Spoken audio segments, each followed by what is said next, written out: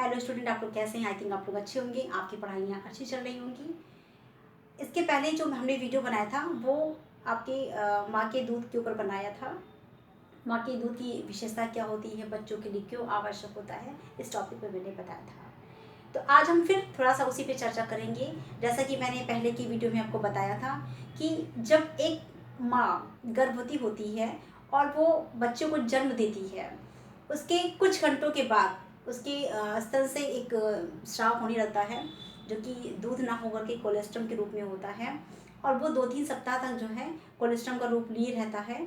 और उसके बाद उसकी जो फीडिंग होती है वो बच्चों के लिए बहुत अच्छी होती है। एक तरह से उनके लिए WBC उनका स्ट्रांग होता है और प्रतिरोधक जो क्षमता होती है वो मेंटेन होती है।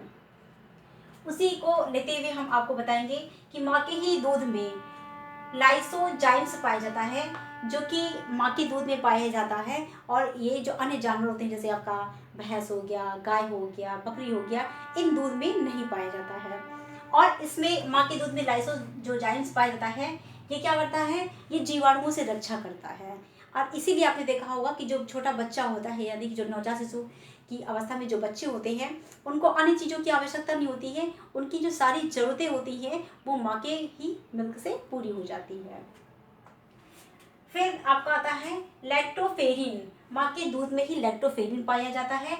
और ये क्या होता है? लैक्टोफेरिन एक प्रोटीन होता है जो कि क्या करता है, लौह तत्व को ये बांधने का काम करता है। जैसे बच्चे के बॉडी में दूध के माध्यम से जो भी आयरन बॉडी में जा रहा है उसको ये स्टोर करने का काम करता है। और जब वो स्टोर हो जाता है, इस तरह से बच्चे में किसी प्रकार की जो है एनीमिया टाइप का या फिर इस तरह से रक्त अल्पता की बीमारी नहीं हो पाती है।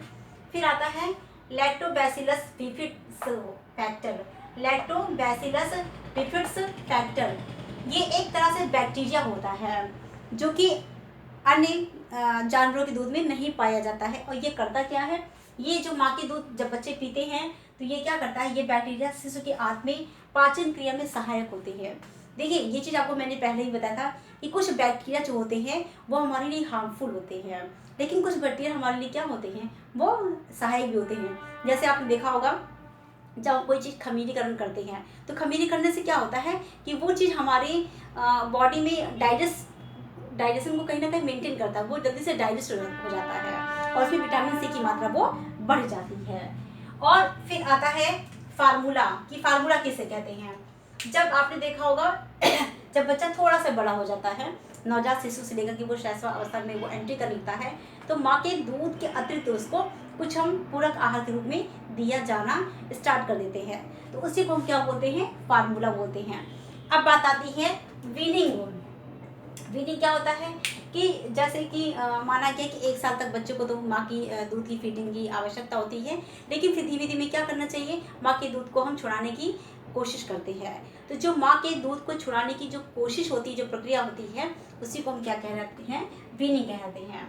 तो ये सारी चीज़ें नोट कर लीजिए। और एक चीज़ और कहना चाहेंगे कि जो बच्चे हैं उनके 4th सेमेस्टर की क्लासेस स्टार्ट हो गई हैं, तो 4th सेमेस्टर की क्लासेस जो हैं उसको आप जरूर लीजिए। BF 4th सेमेस्टर की बात कर रहे हैं, क्योंकि इस बार बिल्कुल प्रिंसिपल सर का ये आदेश है कि अगर बच्चे क्लास नहीं लेंगे तो उसी क्लास की अटेंडेंस के अकॉर्डिंग जो है उनके 3rd सेमेस्टर के जो प्रैक्टिकल्स होंगे उनको मार्क दिए जाएंगे। तो सारे बच्चे इसको जो है सीरियस लीजिए और सारे बच्चे अपनी क्लास करिए। बस अपना वीडियो यहीं पे ख़त्म कर रहे हैं। Thank you so much.